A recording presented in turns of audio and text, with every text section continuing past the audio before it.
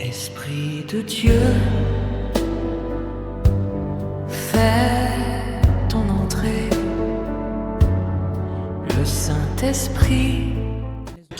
Notre vision dans ce ministère, c'est révéler la lumière, la royauté et l'autorité de Dieu.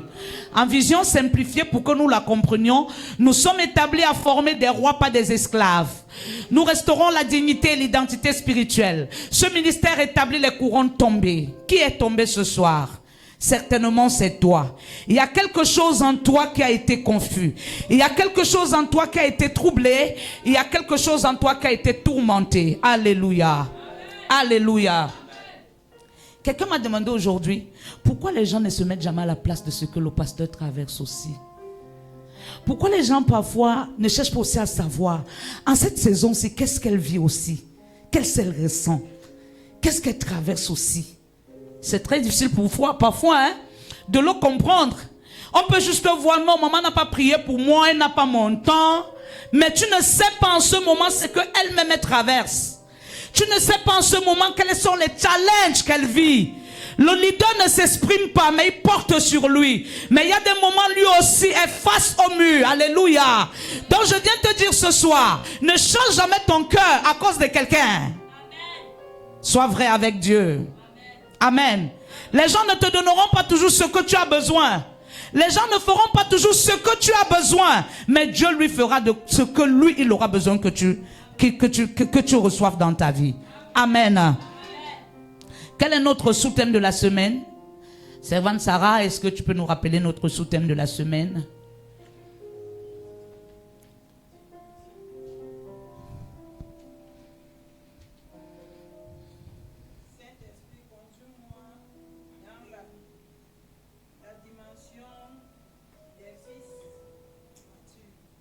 Saint-Esprit, conduis-moi dans la dimension des fils mûrs. Et lorsqu'on voit la mûre, on voit la maturité. Alléluia. Amen. Alléluia. Amen. Nous, cette semaine, le Seigneur nous demande d'être une jeunesse influente. Pourquoi lorsqu'on parle d'influence, beaucoup de gens voient d'abord l'argent. Lorsqu'on parle d'influence, beaucoup de gens voient d'abord les terrains. Lorsqu'on parle d'influence, beaucoup de gens voient d'abord les véhicules. Mais dans la Bible, il y a un jeune homme qui a influencé. Il s'appelait David. La Bible ne m'a jamais dit que David avait d'argent. David avait les biens. David était même le plus rejeté de sa famille. David était celui-là que ses frères ont abandonné en forêt. David était celui-là que ses frères ne géraient même pas. Au-delà de ce qu'ils pouvaient faire, ses frères étaient ceux-là qui étaient toujours dans la maison de leur père. Mais David était toujours celui-là qui était hors. Mais Dieu s'est souvenu de David. Pas parce qu'il avait les biens, mais parce il avait travaillé sa personne intérieure. Il a travaillé sa nature, il a travaillé son caractère. Et au travers de lui, la victoire est arrivée. Je viens te dire, l'influence ne commence pas parce que tu as l'argent. Mais l'influence commence par la nature que tu dégages. Ton amen est trop loin. Ton amen est trop loin. Qui est jeune? Un jeune n'est pas simplement une personne qui a un certain âge. Dans la perspective biblique, la jeunesse est une période de force. Lorsqu'on parle de jeune, on voit la jeunesse. La jeunesse, ce n'est pas seulement à 15 ans. Même un homme, une femme de 50 ans encore jeune. Pose-moi la question, pourquoi? Parce qu'en lui, il ressent encore certaines forces. Tu vieillis lorsque tu n'as plus de force. Un homme de 80 ans n'est plus jeune. Pourquoi on dit qu'il n'est plus jeune? Parce que la première chose qu'on regarde en lui, c'est sa capacité, sa force. Sa force. Voilà pourquoi en tant que jeunes, nous devons servir l'Éternel quand nous avons encore notre vigueur. Lorsque nous avons encore notre force. Lorsque nous avons encore tout de nous, nous devons servir l'Éternel. Alléluia. Donc la jeunesse ne commence pas seulement quand tu as 15 ans. La jeunesse va au-delà même de 60 ans. Donc lorsque tu as déjà un certain âge, tu dois le mettre au service de Dieu. Tu dois donner tout à Dieu. Alléluia. Tu dois donner ton temps. Tu dois donner ton amour. Tu dois donner tout ce que tu as. Parce que dans la Bible, tous ceux-là qui ont impacté dans la Bible, c'était les jeunes. Je parle à quelqu'un. David n'était pas vieux. Amen. Joseph n'était pas vieux. Ézéchiel n'était pas vieux. Marie n'était pas vieille. Sarah n'était pas vieille. Sinon, elle ne devait pas concevoir. Ça veut dire qu'en elle, elle avait encore de la vigueur pour donner le meilleur d'elle. Je suis venu prier pour toi. Tout ce qui était mort en toi, reprends vie ce soir au nom de Jésus. La vie de Dieu descend sur toi. Tu retrouves la force qu'il faut, la vigueur qu'il faut, afin d'influencer ton entourage. Afin d'influencer ton entourage. Quelqu'un ne me dit pas amen. La jeunesse est une période de force, de formation, de découverte de l'identité et de préparation à la responsabilité. Alléluia. La jeunesse est une saison où Dieu peut former une personne pour accomplir une mission. Amen. Lamentation 3, verset 27. Qu'est-ce que la Bible nous dit? Shatabrada gazagade. J'ai véhiculé aujourd'hui dans la Bible, je n'ai que rencontré des hommes et des femmes très jeunes qui ont marqué leur temps, qui ont marqué leur jeunesse. Tu ne mourras pas sans accomplir ta jeunesse. Tu ne mourras pas sans accomplir ton temps. Tu vivras longtemps au nom de Jésus. Et tu vas accomplir ta destinée au nom de Jésus. Même si la mort se lève, la mort va fuir au nom de Jésus. Parce que Dieu t'a appelé de faire une mission particulière sur cette terre. Voilà pourquoi je déclare que tu vivras longtemps au nom de Jésus-Christ. Lamentation 3, verset 27. Lamentation chapitre 3, verset 27. La parole dit: il est bon pour l'homme de porter le joug dans sa jeunesse. Il est bon pour l'homme de porter le joug dans sa jeunesse. Le joug ici est représenté comme les souffrances. Le joug ici est représenté comme des charges, comme un poids, comme une responsabilité. Et la Bible dit qu'il est bon pour l'homme de porter ce joug dans sa jeunesse. Parce qu'il y a un certain âge où il y a certains problèmes que tu ne pourras plus résoudre. Même si tu as la volonté, tu ne pourras pas le faire. Pourquoi? Parce que tu n'as plus de force. Il y a un mystère dans la jeunesse. Le mystère qui est dans la jeunesse, c'est la force. Arabasakarabai. Ton amen est loin. Voilà pourquoi partout où Jésus passait, lorsqu'il imposait la main, ou bien quand il ordonnait à une maladie de libérer, lorsque la personne témoignait la guérison, Jésus lui disait: va avec la force que tu as. Parce que la force te donne encore de travailler. La force te donne de te multiplier. Lorsqu'un homme va perdre d'abord sa vie, la première chose qu'il perd, c'est sa force. Voilà pourquoi quand l'ennemi t'attaque, la première chose qu'il attaque dans ta vie, c'est ta force. Lorsque tu n'as plus de force, bien aimé, tu n'as plus rien à donner. Lorsque tu n'as plus de force, tu ne peux plus te produire. Mais ce soir, à cause de la jeunesse influente, je déclare que par toi, les générations naîtront sur cette terre de Douala. Dans ta famille, au nom de Jésus, il y aura un changement au nom de Jésus. Parce que tu porteras la responsabilité étant très jeune.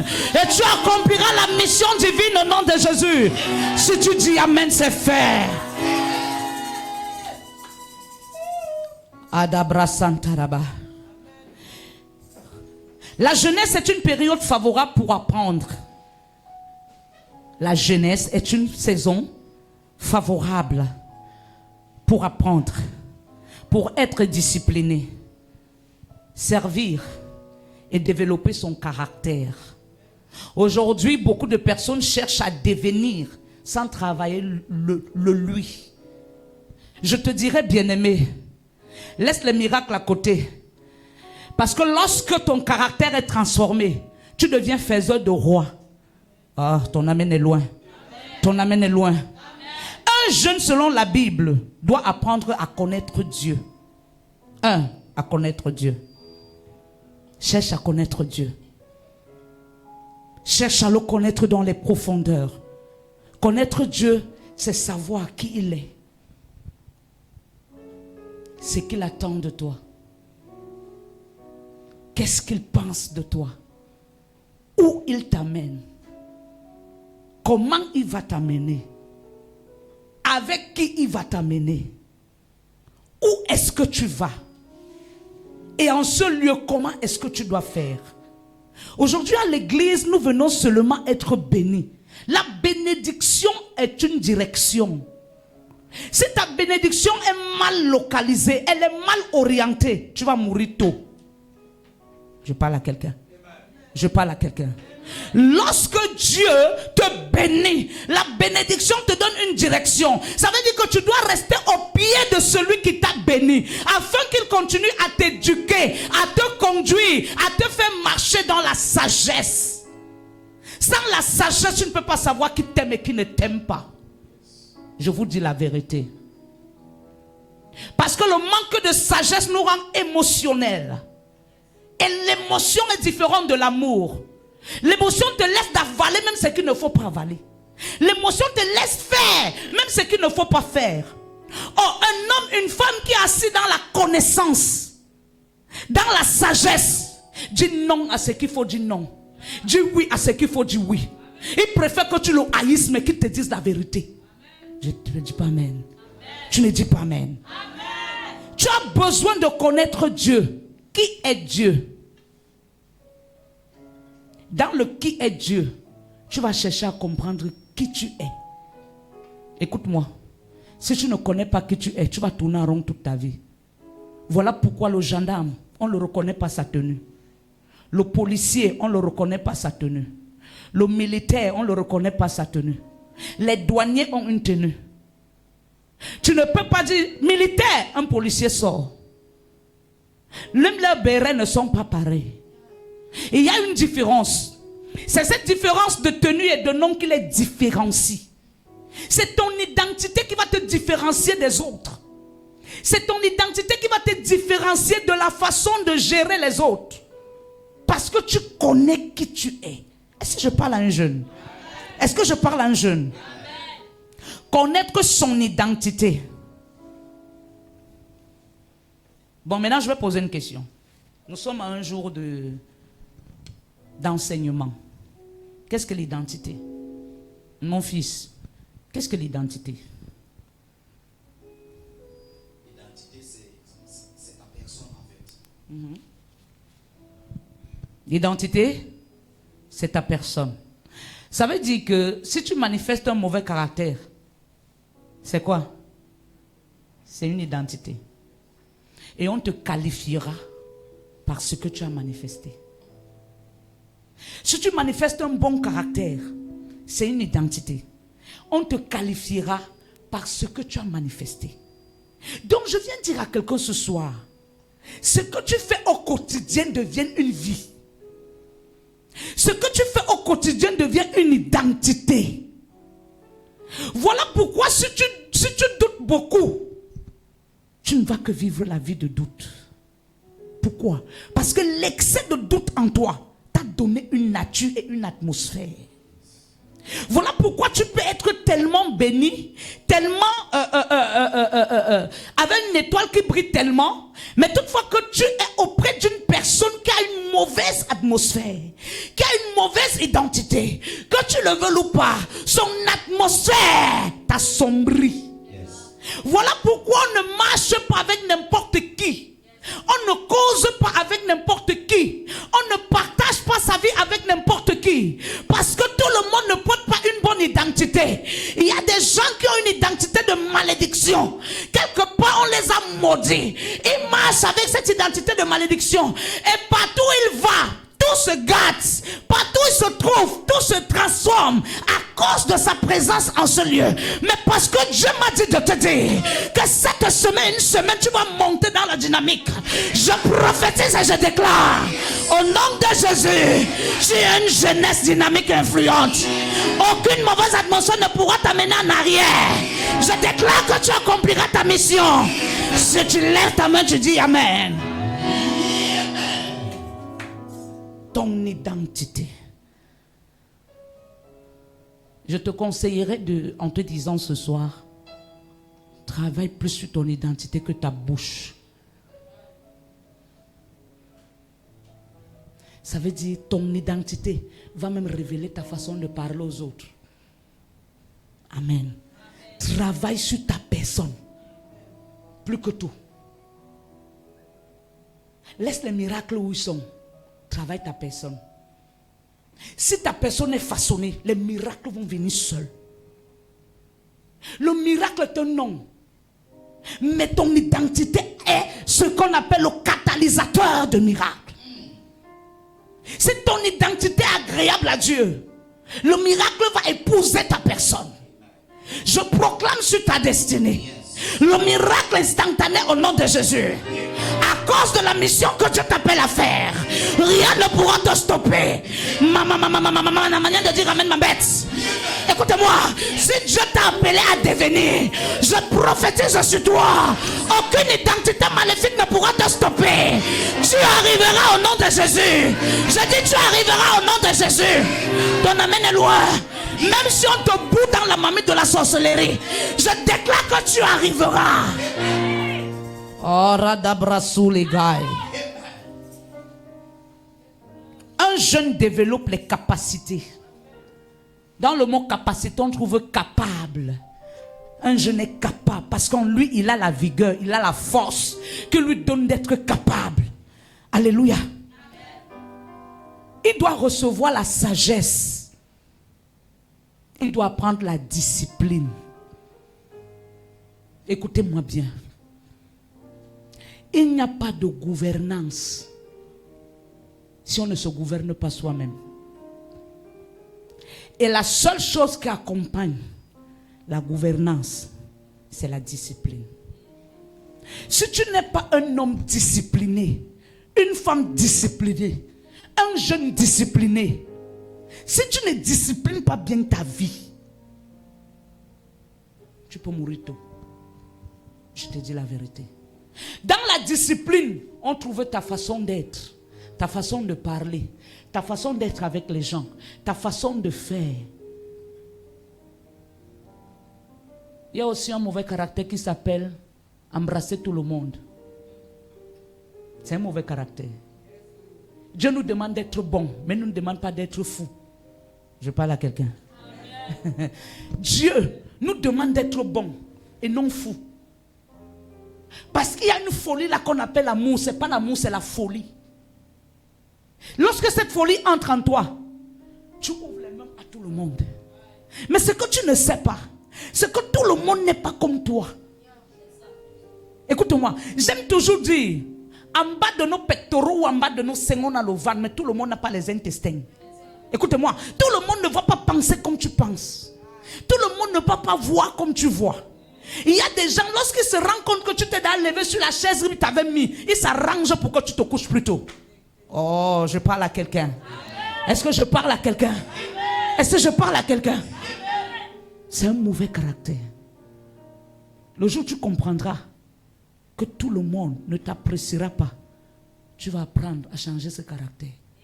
Oh, est-ce que je parle à quelqu'un? Écoute-moi. Joseph étant en forêt, il ne dérangeait personne. Tu ne dis pas amen. Joseph étant en forêt, il ne dérangeait personne.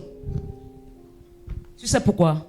Parce que lorsque Joseph rentrait le soir, il avait pour devise manger, se laver, manger, prier et dormir. À peine Joseph pouvait rencontrer ses challenges à ses frères. David, merci papa. À peine David pouvait raconter ses challenges à ses frères. Même dans le propre ventre où vous naissez, tout le monde n'est pas bon. Voilà l'une des choses qui brise souvent notre jeunesse. Parce que lorsque nous naissons dans un même ventre, nous nous disons que nous tous nous sommes frères. On peut naître d'un même ventre, mais on n'est pas frères. Parce que être frère, ce n'est pas seulement être dans les moments difficiles. Être frère, c'est partager les bons et les mauvais moments.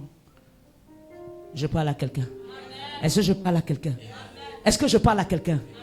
L'amour, ce n'est pas quand tout va bien. L'amour, c'est quand tout va mal. Lorsque tout va mal dans ta vie, c'est où tu reconnais qu'il t'aime. Même s'il n'est pas là pour toi tous les jours. Même s'il ne t'apporte pas l'or que tu as besoin. Peut-être parce que lui-même n'a pas cet or. Mais il est quand même là. La présence dépasse l'argent. Non, ton amen est loin. La présence d'un homme dépasse l'argent.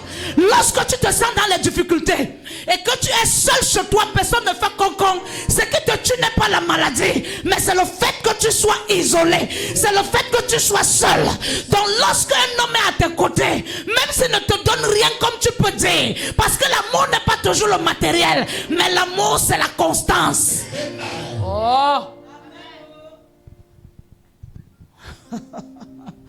Si tu aimes ton tonton pour l'argent qu'il te donne, tu ne l'aimes pas. Tu as un amour intéressé. Si tu dis tata pour ce que tata peut t'apporter, tu ne l'aimes pas. C'est un amour véhiculé.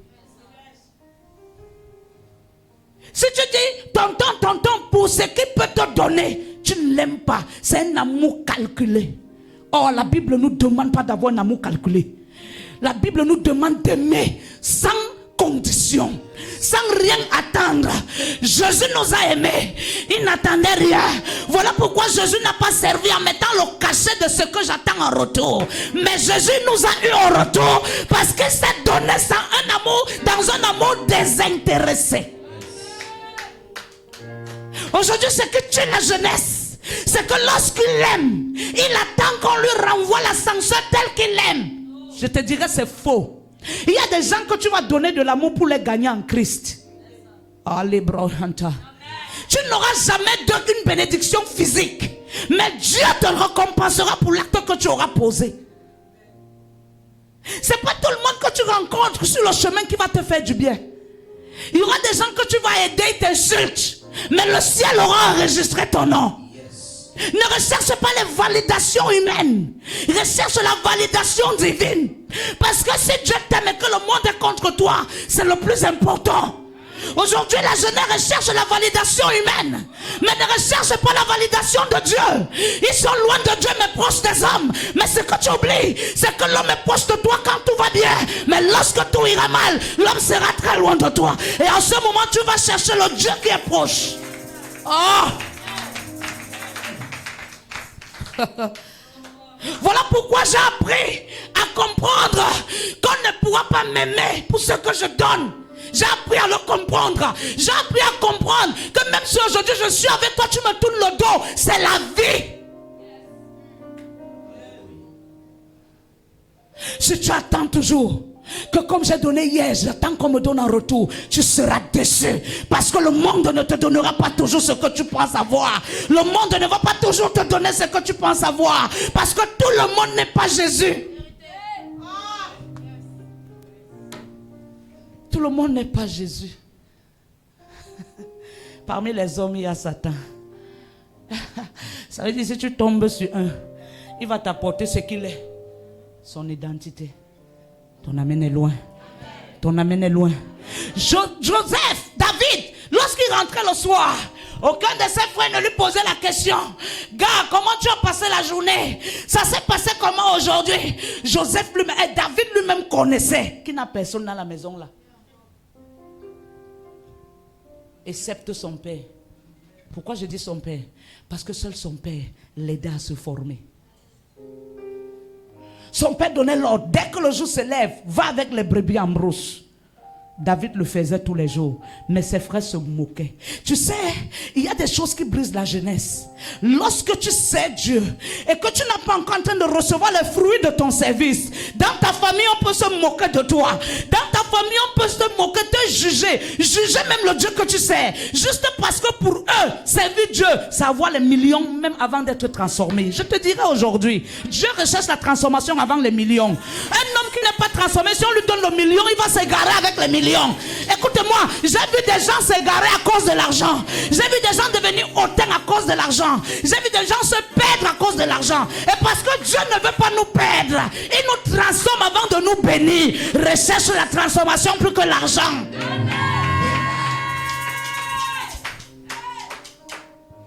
J'aime toujours dire, on ne peut pas dire à l'aimant et à la pièce de 100 francs, croisez-vous. Mais quand les deux se croisent, l'autre tue l'autre, l'autre tue l'autre. Parce qu'un homme transformé attire le miracle sur lui. Une femme transformée attire le miracle vers elle. Recherche la transformation. Regarde, recherche la transformation. On ne reconnaît pas une personne, une autorité par son nom. On ne reconnaît pas son caractère, sa nature. C'est difficile qu'on acclame quelqu'un parce qu'il a l'argent. Mais il y a des gens qu'on acclame à cause de leur nature. Lorsque David rentrait, va attacher ça là-bas. Attache là-bas. Passe comme ça. Il obéissait. Ce qu'il ne savait pas, c'est qu'il aidait David à accomplir sa mission. Il y a des choses que tu pourras vivre dans ta jeunesse, des douleurs auxquelles tu feras face, des rejets auxquels tu feras face, des incompréhensions auxquelles tu feras face. Ceux-là qui t'affligent vont se dire t'ont eu, mais ce qu'ils ne savent pas, c'est qu'ils sont en train de t'amener vers le couloir de ta destinée. Écoutez-moi, la sagesse ne s'acquiert pas dans la bénédiction, dans l'abondance. La sagesse ne s'acquiert pas dans l'acceptation. Mais tout homme qui est passé par le rejet, la trahison, le mensonge, les injures est devenu sage. Oh. Tu sais, quand un homme devient sage, la première étiquette qu'on lui donne, c'est qu'il est orgueilleux. Parce que les hommes sont habitués de te voir bête. Ils sont habitués de te voir mougou. Tant que tu es mougou, ils sont avec toi. Mais le jour où tu commences à comprendre certaines choses, à comment prendre le recul, tu deviens le plus mauvais. Il part, il revient le soir. Il part, il revient le soir. Pendant que ses frères restaient toujours en train de zapper la télé, en train de visionner, manger, même pas bien prendre soin de la maison de leur père. Ce qu'ils ne savaient pas, c'est que quand le père lui-même s'asseyait, il les qualifiait par leur caractère. Écoute-moi, l'enfant qui est désobéissant à la maison, ingrat, les petites soeurs qui n'ont pas de respect pour les grandes soeurs là, les petites soeurs qui sont que la grande soeur dit 1, tu dis 40, les petites soeurs qui ne savent pas honorer les parents, les enfants qui n'honorent pas. Laissez-moi vous dire, Dieu est au coin de votre vie, il vous regarde comme ça avec un œil. Il vous regarde. Parce que Dieu n'honore pas celui qui ne porte pas l'honneur. Écoute-moi, tu ne peux pas recevoir ce que tu n'as pas travaillé. Dieu récompense. Mais je me pose souvent la question, la récompense que nous on attend de Dieu là, est-ce qu'on l'a méritée? Tu ne peux pas être méchant. Tu attends une récompense de bénédiction. La récompense de Dieu en 12 portions, c'est en 2 phases. Il y a la récompense divine, qui est une bénédiction. Il y a la récompense qui est la calamité. Au temps de Noé, Dieu avait récompensé la terre. C'était aussi une récompense. C'était une récompense. Si quelqu'un ne t'a jamais fait du mal, il n'a jamais pensé du mal de toi, et que tu as tassé les pierres contre lui, tu l'as tué alors que tu le regardais en face, tu l'as humilié alors que tu le regardais en face, laisse-moi te dire, quand on ouvre le livre, pour qu'on le lise, on doit retourner la page. Un matin, Dieu va retourner la page et tu vas vivre le centuple de ce que tu as fait à cette personne. Voilà pourquoi quand on se retrouve souvent dans certains challenges, Dieu dit confession. Beaucoup disent, je confesse que j'ai fait quoi?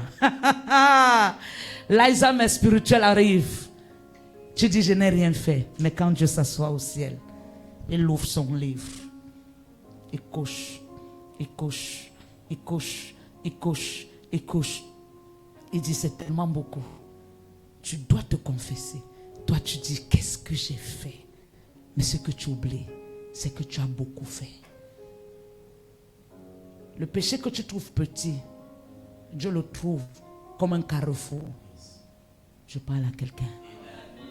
David continue à servir Dieu jusqu'au jour où Saul a commis l'erreur. Je vois la jeunesse de quelqu'un s'ouvrir après ce programme.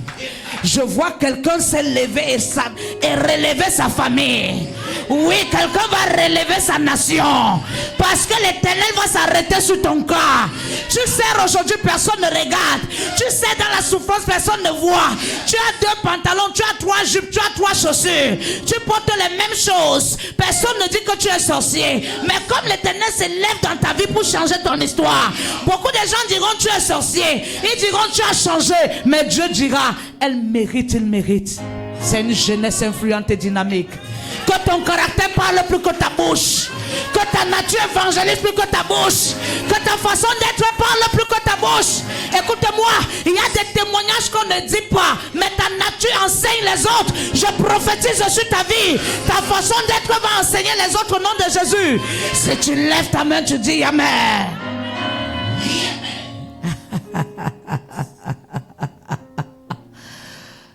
La Bible dit, jusqu'au jour où Saul a péché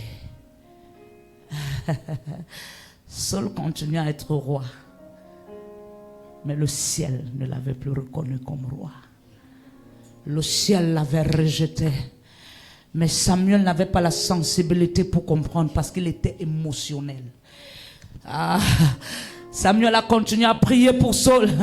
Oh, Dieu l'avait rejeté. Jusqu'au jour où Samuel a tellement prié que Dieu lui a dit: Samuel, arrête de prier pour Saul. Je l'ai rejeté. Ce jeune n'est pas un modèle. Ce jeune n'est pas un témoignage. Il m'a humilié. Il a préféré les choses de ce monde que mon nom. Il a humilié mon image. Samuel, arrête de prier pour lui. Lève-toi, va. Il y a un jeune quelque part qui a tout laissé pour mon nom, qui a tout laissé pour ma gloire. Lui, il a tout laissé. Va où je t'enverrai. Il est quelque part. Écoute-moi. David n'était pas dans la maison de son père, mais le ciel l'avait identifié. Parce que David travaillait dans l'humilité. David travaillait dans l'excellence. David se sentait rejeté par ses frères, mais il ne s'était jamais détourné de Dieu. Il est resté fidèle à Dieu. Pendant que ses frères se moquaient de lui, pendant que ses frères l'insultaient, il est resté fidèle. Sa fidélité a crié dans le ciel. Sa fidélité a crié dans le ciel. Jeune, je t'interprète d'être fidèle. Jeune, je te prie d'être fidèle. Laisse tomber l'arrogance, ça ne va t'amener nulle part. Laisse tomber la méchanceté, ça ne te mènera nulle part. Lâche l'hypocrisie, ça ne te mènera nulle part. Lâche la malbouche, tu n'iras nulle part avec soi. Tiens Jésus, tiens-le. L'Éternel est mon berger, je ne manquerai de rien. Oui, c'est dans cette souffrance que tu dis je ne manque de rien. Parce qu'il est mon rempart, mon appui, le véritable ami. Écoutez-moi, David était seul. Selon les hommes, selon les jeunes de son quartier, lorsqu'il passait le matin avec les brebis de son père, les jeunes de son quartier disaient: regarde-moi celui-là, le perdu là. Oui, bien-aimé, dans ta famille, parce que tu as donné ta vie à Jésus. Lorsque tu parles, on dit: tais-toi. Tu sais pourquoi? Tu n'as pas l'argent. Tu n'as pas l'argent. La vie ne se résume pas à l'argent. On a besoin des hommes sages. On n'a pas toujours besoin de l'argent. Il y a des gens qui ont l'argent, mais n'ont pas la sagesse d'investissement. Écoute-moi bien. Il y a des gens qui ont l'argent, mais recherchent les hommes qui ont le projet. Tu n'es pas en train de comprendre. La sagesse a tout. Elle a l'argent, elle a la liquidation, elle a la valeur, elle a la direction et elle a la communication. Je t'interpelle, jeune, d'être sage. D'être sage. Je vois des gens qui ont l'argent. Il a l'argent mais il n'a pas le projet. Il y a des hommes d'affaires là dehors avec des structures. Mais ce n'est pas eux les fondateurs de la structure. Voilà pourquoi lorsqu'ils déçoivent ceux-là qui ont été les stratèges de cette structure, la structure peut tomber. Parce que lui n'avait que l'argent. Mais celui qui a levé la structure avait le projet. Tu sais pourquoi? Parce que lui, il a la sagesse. Recherche la sagesse. C'est la sagesse qui te fera fuir lorsque l'ennemi se lève. C'est pas l'argent. L'argent rend orgueilleux. L'argent rend ingrat. L'argent donne l'aveuglement spirituel. L'argent donne la sourdité spirituelle. Quand un homme a l'argent, parfois quand on lui dit: il y a le danger là-bas, il dit: non, je vais embrasser le danger. Mais ce qu'il ne sait pas, c'est que l'argent n'achète pas tout. Sinon, j'ai vu des milliardaires mourir dans les hôpitaux. Oh, il y avait l'argent. Mais l'argent n'achète pas la vie. Ce qui donne la longévité, ce n'est pas l'argent, c'est la sagesse. Parce que la sagesse te donne de marcher et d'esquiver le danger. Lève ta main. Je prophétise dans ta vie. La sagesse au nom de Jésus. Non, je dis la sagesse au nom de Jésus. Non, je dis la sagesse au nom de Jésus. Non, je dis la sagesse au nom de Jésus. Si tu lèves ta main, tu dis sagesse.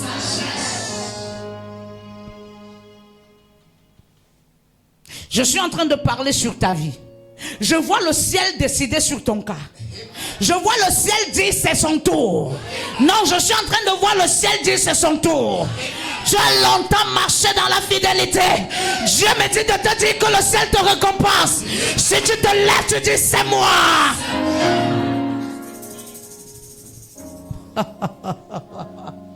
1 Timothée 4 verset 12. La Bible dit: Saul a péché contre l'Éternel. Jeunesse, n'entrez pas dans les problèmes qui ne vous concernent pas. Il y a des jeunes dans une famille qui ont été brisés même avant 18 ans, juste parce qu'ils sont entrés dans les problèmes de famille.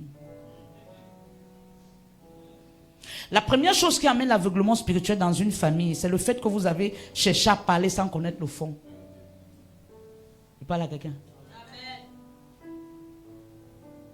Parce que ceux parfois qui accusent ne disent jamais ce qui s'est réellement passé. Ceux parfois qui accusent ne disent jamais ce que la personne a déjà subi. Lorsqu'on veut sortir ton nom et raconter les méchancetés que tu es, on ne dit jamais ce qu'on t'a fait en retour. Et maintenant ceux qui reçoivent cette parole ne discernent pas. Parce qu'il y a des gens tellement égocentriques qui sont incapables de dire à quelqu'un même la vérité. Toi tu connais bien que telle personne n'est pas vraie, mais tu es incapable de lui dire que tu n'es pas vrai. Et vous savez, généralement les personnes qui aiment dire la vérité, on ne les aime pas. Tu es né hier. Tu as trouvé dans cette famille un problème de terrain qui a dépassé tes ancêtres. Ils sont morts. Mais toi qui es né hier, tu n'as même pas Jésus. Tu n'as même pas l'esprit. Tu te lèves. Tu dis, je vais défendre l'héritage de mon grand-père. Tu es qui? Est-ce qu'on se dresse devant les entités? Est-ce qu'on se dresse devant les gens n'importe comment? Avant de défendre, est-ce que tu as un défenseur? Tu ne peux pas vouloir défendre quand tu n'as pas un défenseur.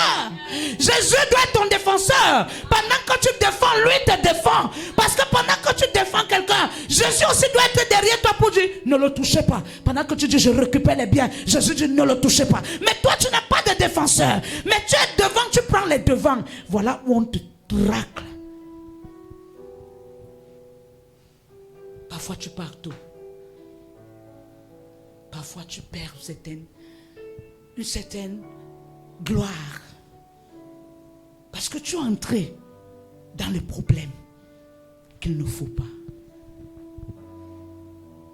Enseigne toujours à tes enfants que même s'ils voient qu'on te fait du mal, que eux, si tu enseignes à tes enfants en les montrant comment les autres sont et en les amenant, en les excitant, tu n'es pas en train de faire du mal à ces personnes.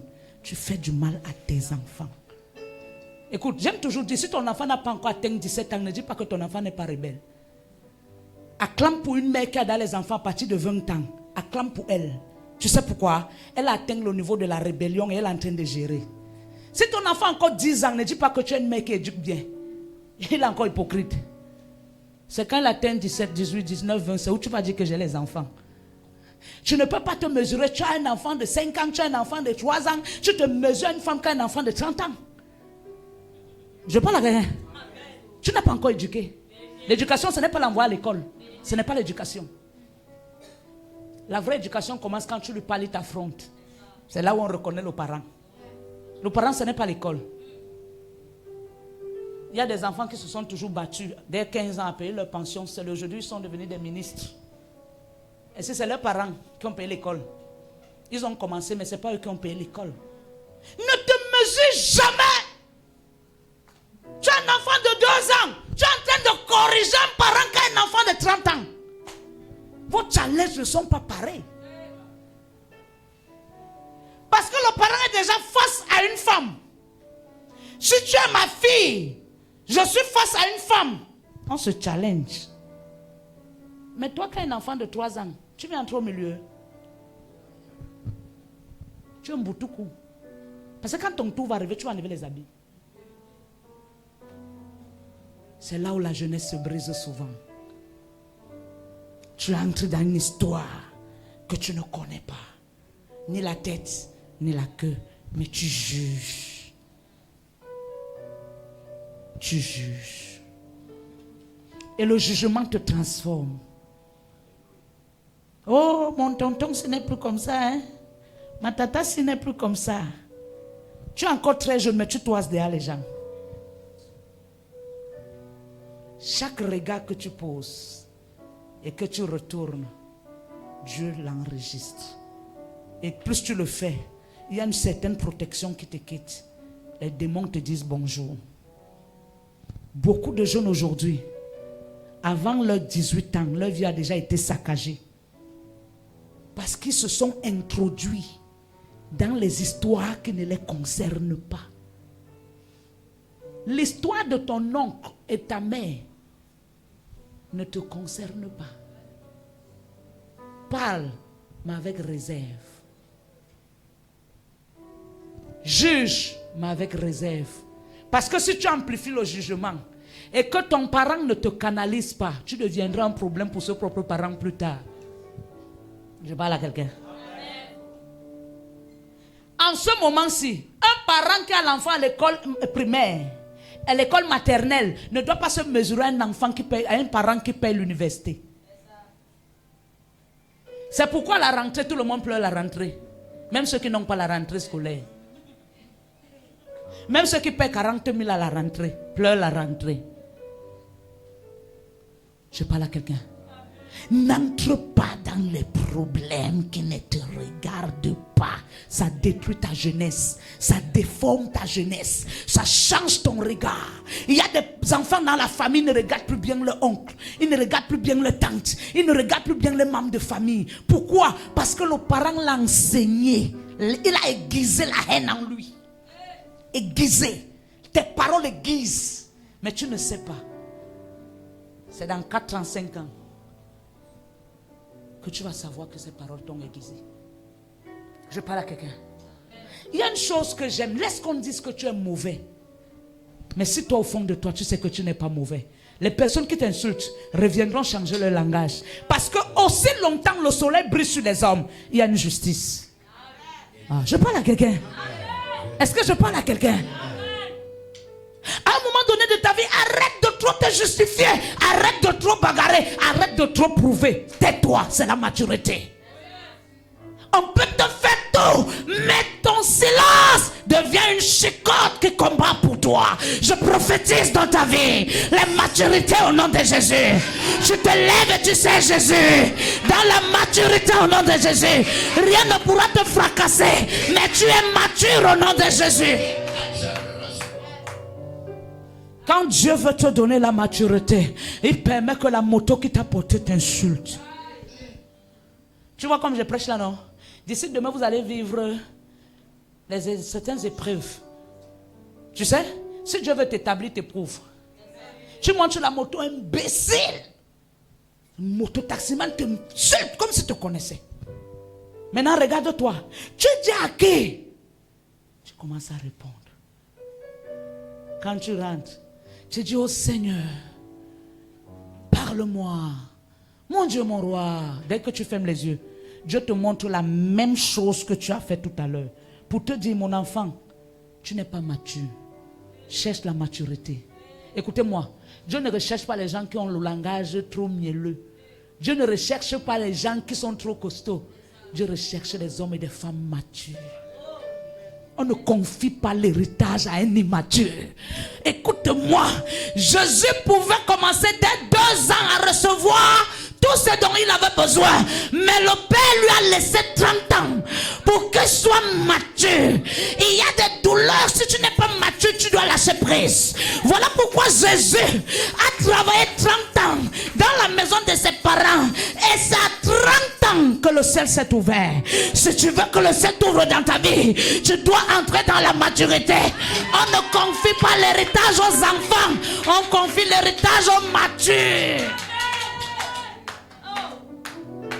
Voilà pourquoi il y a des parents, quand il est dans sa maison pendant son vivant, quand il regarde ses enfants, il connaît à qui confier l'héritage. Quand on dit souvent qu'on a laissé l'héritage à quelqu'un, ce n'est pas toujours les maisons, c'est la sagesse. Quand le Père te regarde, il sait que tu peux mieux garder les autres. Pas parce que tu as beaucoup d'argent, mais tu as une productivité en toi.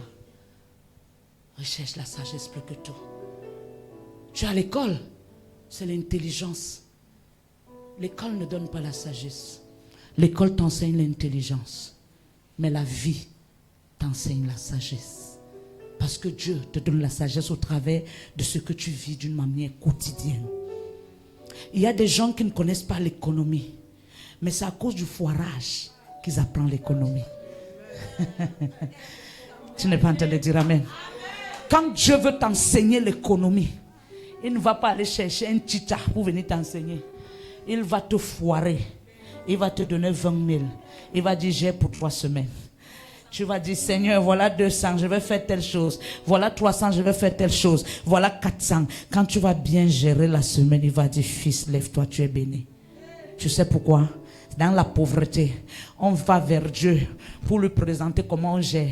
Mais quand on a tout, on ne revient pas vers Dieu pour lui dire comment on gère. On commence à gérer comme on veut.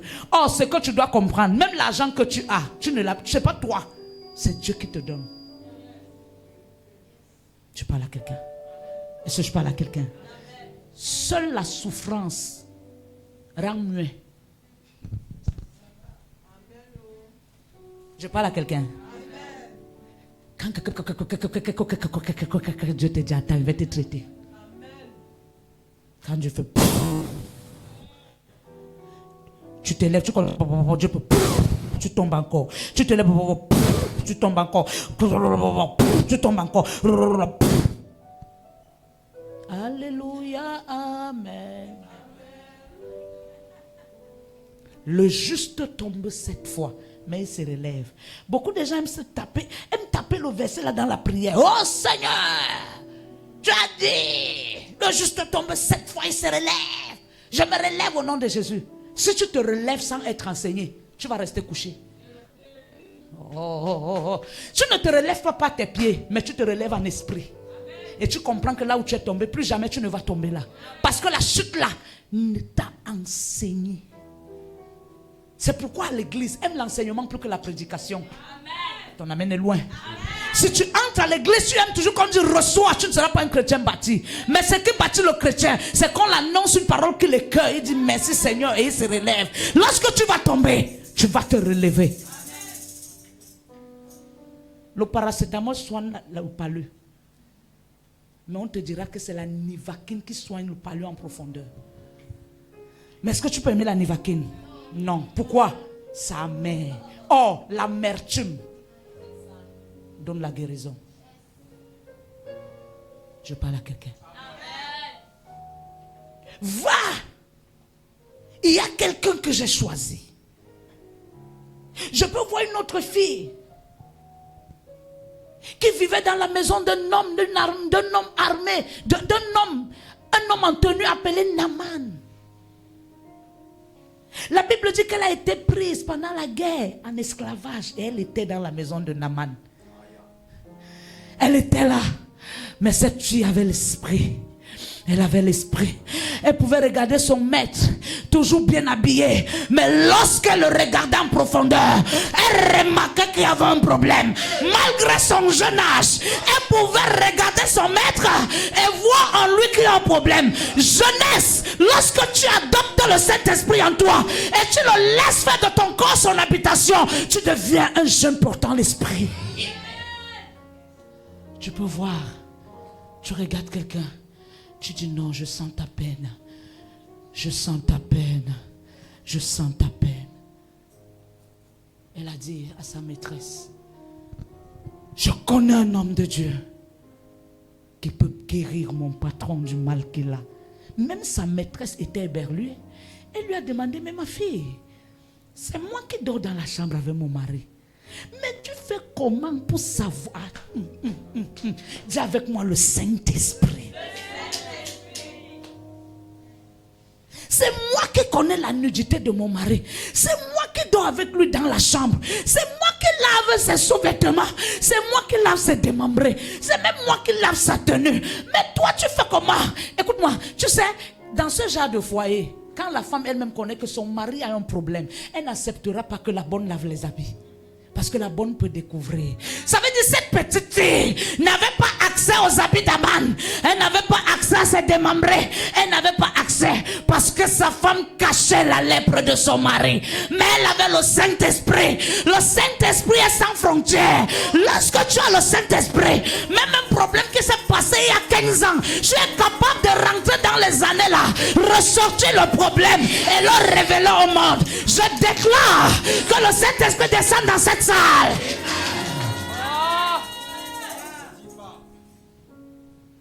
Elle a dit, maîtresse, je ressens en moi que mon maître a un problème.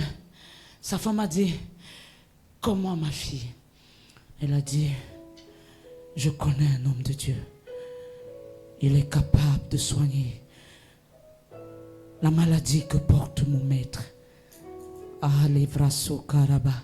Jeune, il y a quelqu'un quelque part qui t'attend. Il y a une famille quelque part brisée qui t'attend. Il y a un couple quelque part qui ne s'entend pas. Mais c'est ta parole qui va amener la paix. Il y a un élève qui a échoué 6 fois. Il n'a plus d'espoir. Lorsqu'il entend que l'école va recommencer et qu'il se revoit reporter la même tenue pour recommencer la 7e fois, il est brisé en lui. Il dit, à qui d'autre il reste? Tu viens, toi jeune, lui dire à Jésus de Nazareth, relève-toi et avance. Jeune fille, réjouis-toi des jours de ta jeunesse. La réjouissance, ce n'est pas seulement ce que tu reçois en toi, mais la réjouissance, c'est ce que tu peux aussi apporter dans la vie des autres. Je prie que vous soyez des canaux de bénédiction. Écoute-moi, Jésus aime son intérêt en un homme. Là où Dieu ne trouve pas son intérêt, il n'agit pas. Écoute-moi, si tu peux transpirer et que ta transpiration, tu la manges seule, bien-aimé, ta transpiration n'a pas de valeur. Il y a des gens aujourd'hui qui ont des immeubles construits parce qu'un jour là, adopté un enfant dans sa maison. Écoute-moi, ce n'est pas toujours ceux qui sortent de ton ventre qui peuvent te faire du bien. Ce n'est pas toujours ceux que tu as enfantés par toi-même qui peuvent te faire du bien. Il y a des gens qui tu as fait du bien. Ils grandissent, ils partent. Et un matin, ils se souviennent de toi. Jeunes filles, jeunes gens, levez-vous pour servir le grand roi. Levez-vous pour servir le Seigneur. Tu n'as pas dit Amen. Et lorsque Naaman est parti, oh Rabassoula, Naaman croyait qu'il partait rencontrer un vieux prophète. Oh, il a pris du présent, il a pris tout. Parce que pour Naaman, c'est les présents qui parlent seulement. Non, non. Dieu n'avait pas besoin des présents d'Naaman. Mais il avait besoin que son orgueil se brise. Jeune, tu ne peux pas servir Dieu avec l'orgueil. Non. Dieu va s'arranger à te dépouiller de ton orgueil. Non, je dis il va s'arranger. Il va te dépouiller de ton orgueil. Amen. Lorsqu'il a allé vers le jeune prophète n'a pas beaucoup parlé. Avant qu'il n'arrive, on a envoyé la nouvelle au jeune prophète. Et le jeune prophète, la Bible dit qu'il s'est mis en colère. Il a dit, pour qui Naaman me prend? Pour qui il me prend? La jeunesse aussi demande que, même si aujourd'hui tu te lèves là et que tu deviennes le plus oncionné de la terre, tu vas toujours honorer ceux qui ont été avant toi. Le prophète savait que aussi grand qu'il est devant Dieu, il n'est qu'un enfant. Quand tu viens dans la maison de Dieu, ne viens pas dans l'esprit de la grandeur, viens comme un enfant. La Bible dit, dans son palais, tout s'écrit gloire. Pourquoi? Parce que la gloire ne repose que sur ceux qui ont le cœur des enfants. Et le cœur d'enfant au nom de Jésus. Et le cœur d'enfant au nom de Jésus. Non, ton amène est loin. Lorsque Naaman arriva avec tous ses armures, ses biens et autres, et qu'il est arrivé devant le prophète, il a regardé sa jeunesse, il a méprisé sa jeunesse. Écoutez-moi, Dieu n'utilise pas en fonction de l'âge. Dieu utilise en fonction de la disponibilité de l'homme. Tu peux être assise là, tu es ma grand-mère, mais tu t'imposes les mains de Dieu au Père.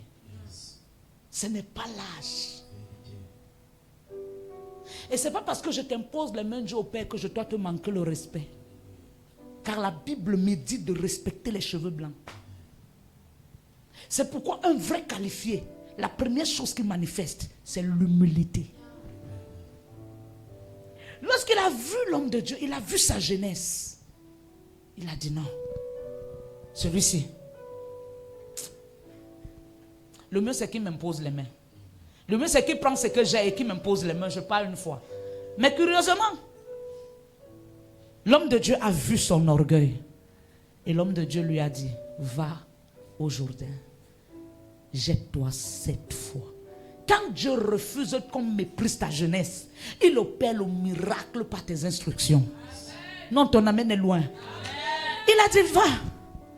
Non, ne me donne pas, ne me donne rien. Je n'ai pas besoin. Pourquoi? Sinon, tu vas te glorifier du fait que tu m'as donné. Mais moi, je veux que tu reçoives la délivrance sans que tu ne m'aies donné quelque chose. Et sans que je ne t'ai touché. Et c'est cela qui te fera croire que j'ai Dieu. Il a dit, va, jette-toi 7 fois. Je peux dire à Sarah, on va prendre un programme. Le programme n'est pas toujours que je sois avec toi comme ça. Bango, bango. Non. Tant que mon manteau te couvre et mon manteau agit dans ta vie, que je sois en Europe, c'est l'attitude de ton cœur qui te donne de recevoir. Le programme, ce n'est pas que l'homme de Dieu va dormir avec toi. Enlevons ça dans l'esprit. Le programme, c'est ce que tu penses de Dieu et de cette personne qui t'a mis au programme. Le programme, ce n'est pas qu'à chaque seconde je prie avec toi. Le programme, c'est que tu pries à chaque seconde. Je parle à quelqu'un. C'est pourquoi il a dit, je ne t'impose pas la main. Je ne prends aucun de tes présents. Va, jette-toi 7 fois et tu deviens pur. La Bible dit, Naaman a regardé l'homme de Dieu. Il a dit, regarde-moi ce jeune. Regarde-moi celui-ci. Tu fais ça à qui? Tu envoies qui s'est jeté. Tu connais qui je suis. Je viens dire à quelqu'un aujourd'hui, dans la maison de Dieu, il n'y a pas de qui je suis. Dans la maison de Dieu, il n'y a pas de qui je suis. Dans la maison de Dieu, c'est je ne suis rien. Parce que je recherche celui qui a tout. Il n'y a pas de je suis. Mais un homme instruit connaît respecter même les vieillards.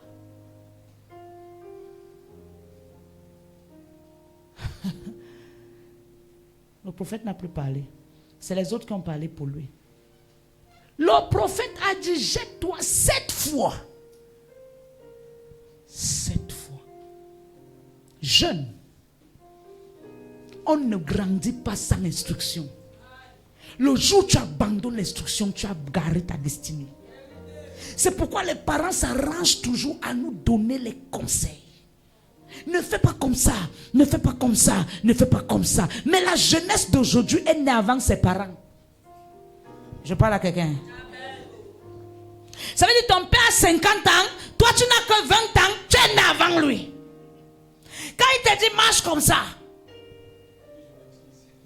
tu dis papa arrête ça. C'était avant. À ton époque. À mon époque c'est tuteur. Tu sais même qu'à ton époque il n'y avait pas iPhone non. Toi tu connais ça non maman. Donc laisse-moi pardon. Mon époque c'est l'époque d'Android. Mais ce que tu ne sais pas, c'est quand papa, il y a le Motorola, il y a l'Alcatel, il y a l'Android, il y a Nokia, il y a Triumph. Parce qu'il y a les marques aujourd'hui que vous ne connaissez pas. Nous on connaît, il y a les Triumph, il y a les Alcatel, il y a les Nokia, il y a les Sonia, il y a les Sony Ericsson, il y a les Techno.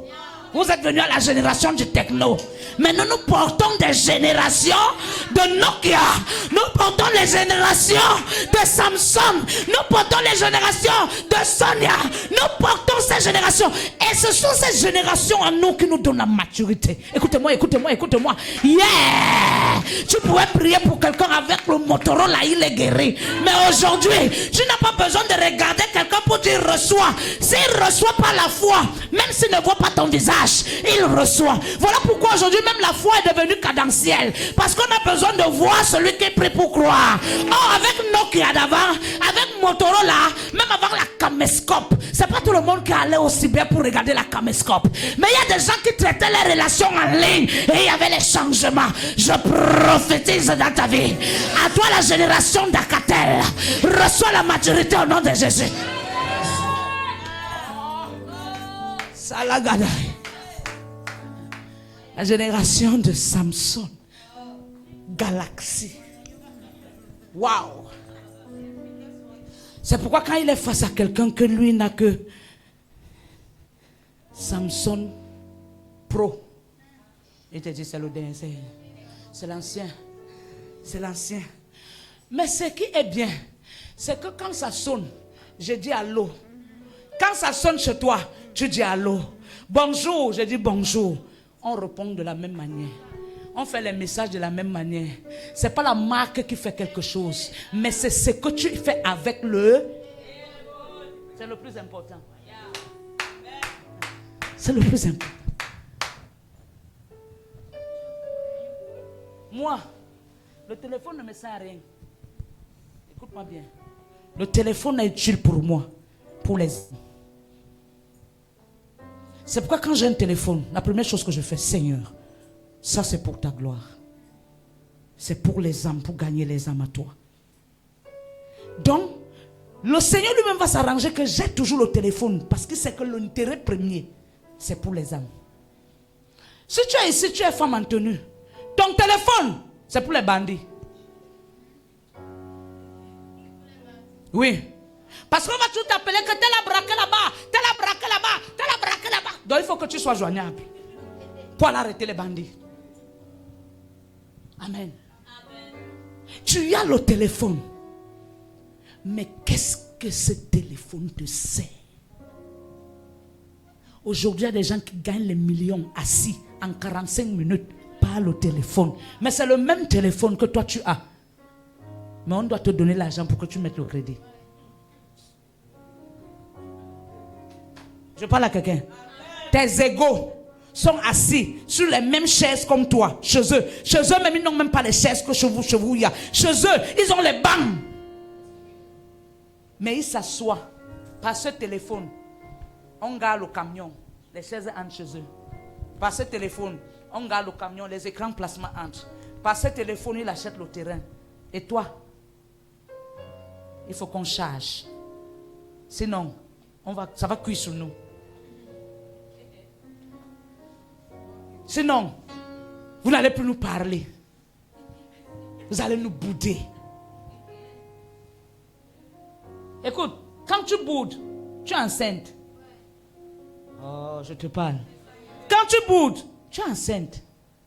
Quand tu vas accoucher, tu vas accoucher un boudeur. Une boudeuse. Quand on va souvent regarder le boudeur là, tu vas dire, Nami dad, c'est moi ici. C'est ce que moi-même je faisais ici. Je parle à quelqu'un. Aujourd'hui, la jeunesse se mesure à leurs parents. Tu trouves des papas malheureux, des mamans malheureuses. Un jour, tu as accouché, peut-être il y a 19 ans, tu as cru que tu as accouché l'enfant, ou tu as accouché ton adversaire. Quand tu revois le jour de ton accouchement et aujourd'hui, parfois tu dis, Seigneur, c'était mieux que je n'accouche pas. Combien de parents regrettent d'avoir accouché à cause de nous, la jeunesse? Combien de parents reçoivent l'argent? Combien de parents regrettent de nous avoir mis au monde? Parce qu'à cause de nous, c'est les oignons qui les maintiennent debout. Parce qu'à force de mâcher l'oignon, les nerfs s'arrangent un peu. Et ça nous fait plaisir de faire pleurer nos parents, de les faire souffrir, de les faire gémir. Je dis à un jeune aujourd'hui, chaque larme que ton parent coule, qu'il soit physique ou qu'il soit interne, c'est une calamité pour toi. C'est une calamité pour toi. Jeunesse, sois bon, sois vrai et sois fidèle. Tu ne peux pas être jeune dans la maison de ta grand-mère, épuise l'eau. Tu as un problème. Si ta grand-mère en passant avec le seau d'eau, elle glisse, elle tombe et c'est fini. Le jour de son enterrement, tu vas faire le témoignage. Combien de jeunes sont sur le cadavre de leurs parents en train de faire le témoignage? Comment les parents étaient les très bons parents? Comment ils les ont éduqués dans la sincère intimité? Comment ils ont fait ci? Comment ils ont fait ça? Mais même le cadavre du père était dans le cercueil en colère. Parce que quand il te regarde, il dit, enfant stressant, jeunesse, arrangez vos lits.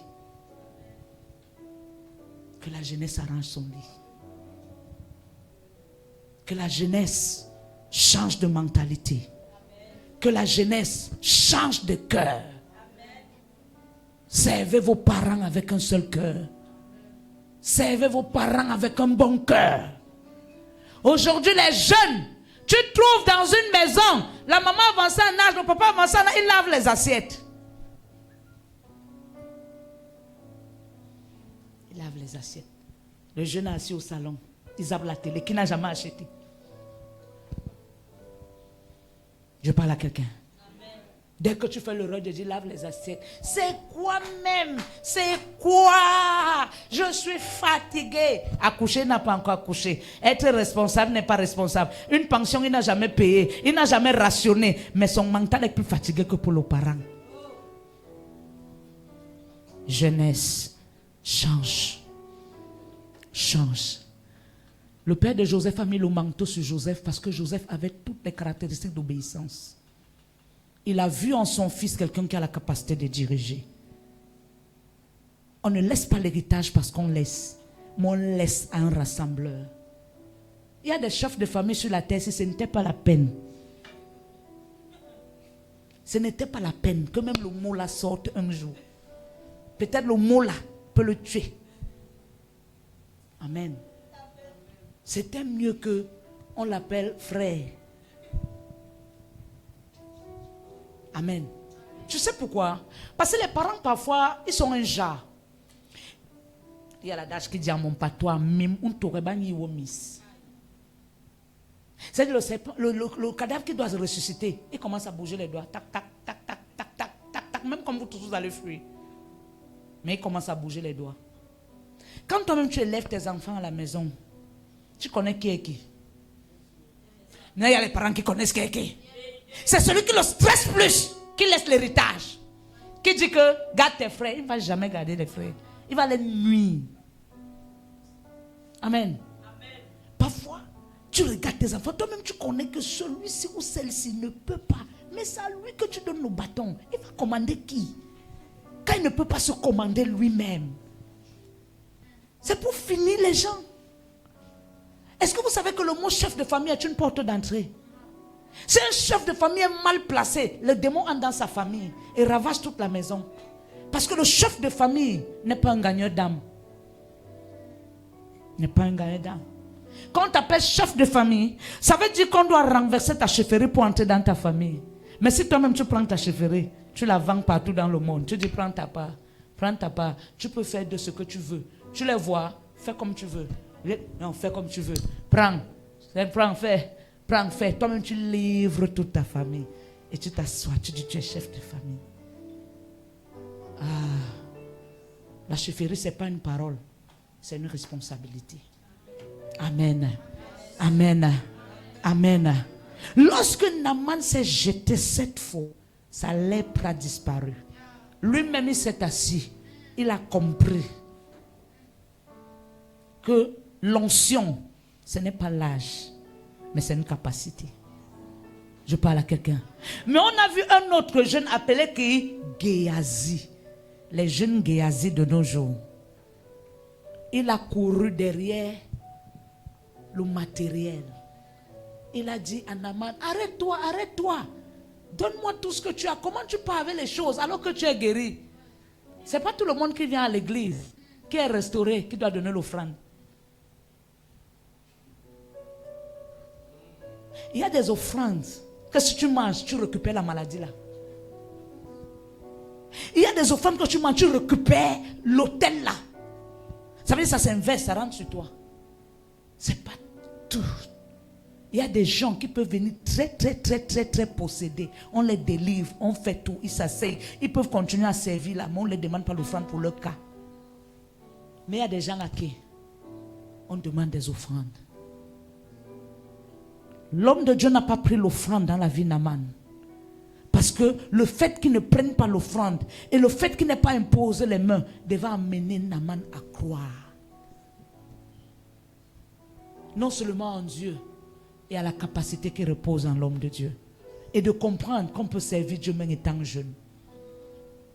Est-ce que j'ai parlé à quelqu'un? Est-ce que j'ai parlé à quelqu'un? Non, est-ce que j'ai parlé à quelqu'un? Il y a une autre jeune fille, Esther. Aujourd'hui, tu trouves une jeune fille. J'entre dans le programme bientôt et prendre un jeûne de 3 jours d'Esther. Il n'y a pas un jeûne d'Esther, mais il y a une Esther qui s'est sacrifiée. Je vais prendre un jeûne de 3 jours, jeûne d'Esther. Il n'y a pas un jeûne d'Esther, mais il y a une Esther qui s'est sacrifiée pour que son peuple soit libéré. Elle a su qu'elle vient d'un peuple qui a une loi. Est-ce que toi qui es assis là, jeune, tu connais la loi qui parle dans ta famille? Est-ce que tu connais la parole qui a été dédiée dans ta famille? Le sorcier de la maison de ton père qui s'est assis et qui a dit que dans cette famille, aucun enfant ne doit aller au mariage. Est-ce que tu la connais? Non, tu dois te lever. Tu dois dire non à cela. Par toi, le fondement de la maison de ton père peut être renversé. Ne te néglige pas. Ne regarde pas ton âge. Joseph avait quel âge? David avait quel âge lorsqu'il a renversé Goliath? Tu as quelque chose en toi, c'est ta force. Utilise cette force avec le Saint-Esprit et l'esprit de la maison de ton père sera renversé. Est-ce que je parle à quelqu'un? Est-ce que je parle à quelqu'un? Esther, elle était juive et elle connaissait l'histoire des juifs. Est-ce que tu connais l'histoire de ta famille? Quelqu'un est là ce soir, dans sa famille c'est les mots précoces, mais il dort sans prier. Il dit ça va aller, ça ne pourra pas aller tant que tu ne te lèves pas, ça ne pourra pas aller. Esther a compris que tant qu'elle ne prie pas, les choses ne peuvent pas changer. Il y avait un autel de mort qui revendiquait le peuple juif et elle-même étant juive a compris que si elle ne prie pas, cet autel de mort ne sera pas renversé. Bien-aimé, est-ce que tu connais les problèmes de ta famille? Est-ce que tu connais les challenges? Il y a des familles qui ont l'esprit de mort précoce. Il y a des familles qui ont le célibat chronique. Il y a des familles où tout le monde a fréquenté, il a des diplômes, mais c'est des alcooliques. Tant qu'il ne boit pas jusqu'à pisser sur lui, il ne rentre pas chez lui. Mais tu trouves des familles avec des hommes sages, des hommes qui ont fait l'école. Mais quand tu les regardes, voilà leur démarche. Ils te disent, oh frère, j'ai la maîtrise. C'est à la maison. Je joue ma vie. Je joue ma vie. Pendant que toi tu es déjà chrétien, tu es à l'église, ce problème se passe dans ta famille, mais tu fais la sourde oreille, tu joues à l'aveuglette. C'est comme si tu ne vois pas. Dieu te dit ce soir, utilise ta force, utilise ta jeunesse pour renverser le pieu sacré dans ta famille. Ton nom dit amen. C'est pourquoi Esther a dit non. Allez dire à mon oncle Mardoché. Esther a commencé à prier depuis la maison de Mardoché. Elle n'était pas connue. La Bible dit qu'elle s'appelait Adassa. Elle connaissait le verdict qui était dans le peuple juif. Elle priait même étant dans la maison de son oncle. Et sa vie de prière lui a poussé dans la cour royale. Et lorsqu'elle entrait chez le roi, elle a dit, allez dire à mon homme Mardoché de prendre les serviteurs et d'entrer dans un programme de jeûne avec moi. Moi-même à mon tour, je vais jeûner 3 jours, 3 nuits. Je vais prier pour que le mandat, le mort qui a été décrété dans mon peuple soit banni. Je suis venu te dire ce soir, il y a une voix, c'est ta voix. Dieu attend ta voix pour changer les choses dans ta famille. Dieu attend ta voix pour changer le verdict. Elle s'est levée, elle a prié. Je suis en train de clôturer. Oh, la même Bible dit qu'il y avait des filles comme elle qui étaient passées bien avant devant le roi. Très belles, très classe, très élégante, éloquente même dans les paroles. Belle de visage, belle de taille. Même les vêtements étaient jolis. Mais Hadassa, elle n'avait pas de mère qui devait l'offrir. Elle n'avait pas de père qui devait l'offrir. Elle est entrée chez le roi avec les haillons. Elle est entrée avec les cheveux non tressés. Mais elle a compris que la belle femme, ce n'est pas celle qui est toujours bien tressée, mais c'est celle qui connaît la valeur d'un homme, la valeur d'une femme. Lorsque son tour est arrivé et qu'elle s'est mise debout dans la cour royale, la Bible dit, personne n'a appris à Esther comment se tenir. Mais lorsqu'elle a prié, le Saint-Esprit l'a rempli. Le Saint-Esprit lui a dit, quand une reine entre chez le roi, elle a une façon de se positionner. Écoute-moi, parfois tu peux être disqualifié par ta manière de te tenir debout. C'est le bas. Tu entres dans un endroit noble où tu ris. Tout le monde est calme. Tu ris. Toutes les autorités se tournent. Et par ton sourire, on comprend que non, Atabé. Amen. Tu es assis sur la table. Tout le monde a le couteau, la fourchette. Tu appelles le serveur, tu dis la cuillère. Et quand tu commences avec la queue, ça ne va pas, tu rappelles le serveur, tu dis donne-moi la bassine d'eau. Tu laves les mains, tu attrapes le râpé, tu mets dans la sauce, tu tapes, bam. Tout le monde te regarde. Tu te disqualifies à l'instant. Après, tu dis que les démons, ce ne sont pas les démons. Tu n'as pas appris à te tenir. Mais avec le Saint-Esprit, avec le Saint-Esprit, quand tu vas t'asseoir sur une table, que tu n'as même jamais mangé sur une table comme ça, tu vas dire Saint-Esprit, enseigne-moi comment arrêter le couteau, enseigne-moi comment arrêter la fourchette, enseigne-moi Saint-Esprit. Regarde, ne commence pas à te prendre les gros morceaux pour couper. Qu'est-ce que tu fais quand le morceau est gros? Prends la fourchette, mets au bout et coupe petit, pour que le piment ne parte pas entrer dans les yeux de ton voisin, pour te disqualifier. Coupe petit, et tu prends petit, tu mets dans la bouche, tu mâches avec grandeur. Les filles qui mangent, elles sont les yeux. Après, ce sont les démons. Ce sont quels démons? Esther a compris que pour avoir la nature de Dieu, il faut chercher le Saint-Esprit. Lorsqu'elle a prié 3 jours, 3 nuits, et qu'on a dit, Esther, c'est à ton tour d'entrer chez le roi. Maman, si tu étais Esther ce soir, et que je venais à te dire, Sarah, c'est ton tour d'entrer chez le roi. Montre-moi comment tu vas marcher pour entrer chez le roi.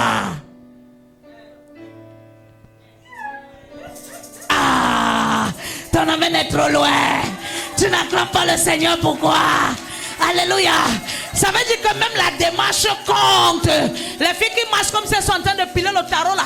Les filles qui marchent comme si elles tournent le couscous. Comme les Zanzibar. Comme si elles pas taper quelqu'un. Je viens te dire, tu seras en retard, bien-aimé, parce que ta démarche te disqualifiée. Mais lorsqu'on te dit, Esther, Hadassa, c'est ton tour, c'est ton tour, c'est ton tour. Écoutez, même si vous n'avez pas un compagnon, même étant chez vous, apprenez toujours à vous tenir comme ça et de faire la main comme ça. Et de voir le prince charmant te toucher la main aussi. Et de te le lever comme ça. Et de aller comme ça. De marcher comme ça. Avec assurance. Avec assurance. Tu marches avec assurance. Tu parles avec assurance. Écoute-moi. Il y a des filles qui sont entrées à un endroit. Rien que sa démarche a fasciné. Elle est entrée chez un ministre. Sa démarche a fasciné. Elle est entrée chez un gouverneur. Il y a des hommes qui recherchent des femmes remplies de l'esprit.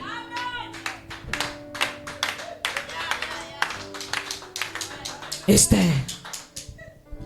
si là maintenant je pourrais venir. Écoute, non, j'ai ça à moi, maman. T'inquiète pas. Tu comprends? Celle-là. Ah oui, demandez à votre père. Connais un peu. Ah oui. Alléluia. Amen. Ça veut dire que s'il arrive dehors là, avant de pointer une fille, tu dois lui-même dire qu'il a la bombe à la maison. Ton amène est loin. Amen. S'il arrivait que on te dirait maintenant, ma fille Nathanaël, c'est ton heure d'entrer chez le roi. C'est ton heure d'entrer chez le roi. Vous voyez les choses? Ma fille Nathanaël, c'est ton heure d'entrer chez le roi. Shebrala Zedegaï, Rakatatata. Vous-même, vous voyez? Vous-même, vous voyez? Vous voyez? Vous avez vu? Je demande si vous avez vu. Je vous pose une question. Vous avez vu? Demain, il va dire que oh, je parle à quelqu'un. Je suis l'impresario. Mesdames, Mesdemoiselles, Messieurs, voici venu le temps où nous devons faire entrer ici pour nous la future reine du roi. S'il arrivait, ma bien-aimée, qu'en cet instant-ci même, le Seigneur te dit, c'est ton temps d'entrer chez le roi. Qu'est-ce que tu feras?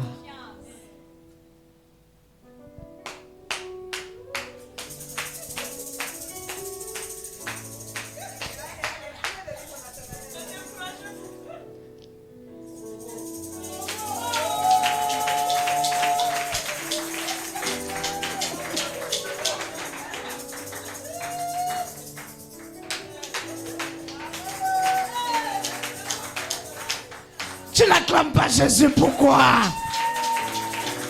Alléluia. Ok, je vais clôturer en disant, écoutez-moi.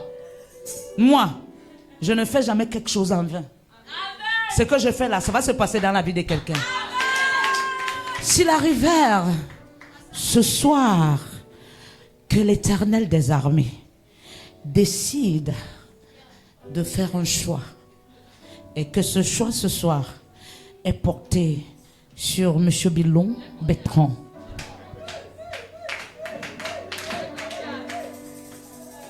C'est pour vous dire qu'à l'église, on ne se déchausse pas. Parce que Dieu peut te dire, cours, toi tu es en train de porter les chaussures.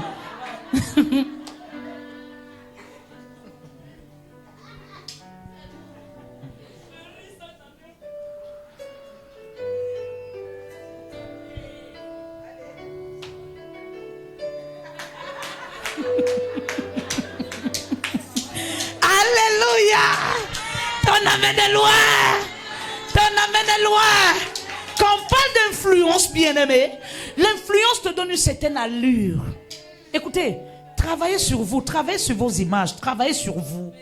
Il y a des gens qui impactent de par son entrée. Il y a des gens, quand ils entrent quelque part, que tu veux ou pas, tu vas regarder.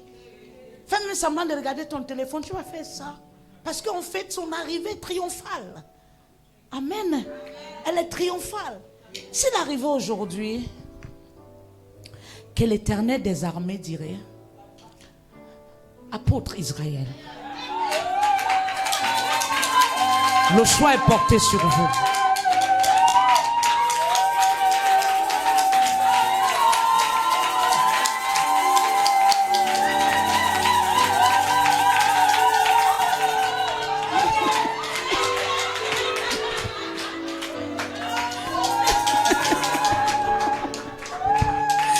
Ton amène est loin.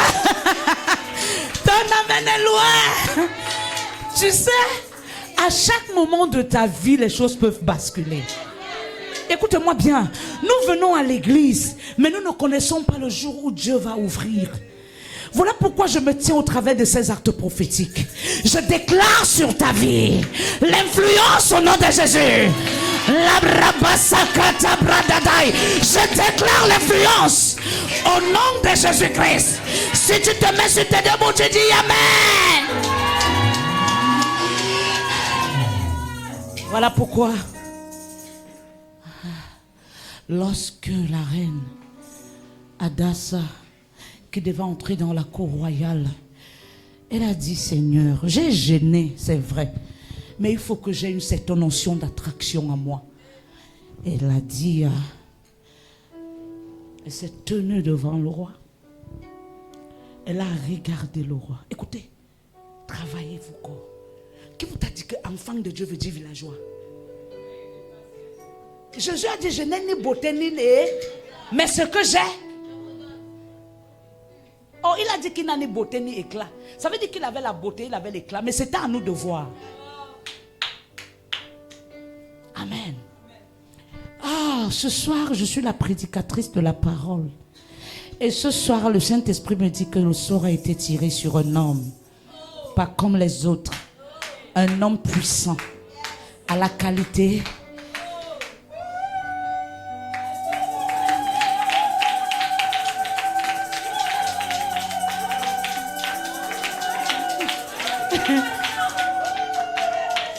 Et si vous pouvez voir, pendant que je vous tiens là devant, le Saint-Esprit me dit, dans 7 jours, vous témoignez. Tu n'acclames pas bien, pourquoi? On sent que quand le répète,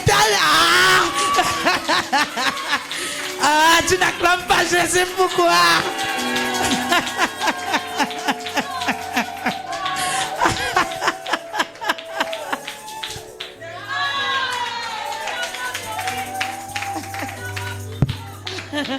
Acclame le Seigneur.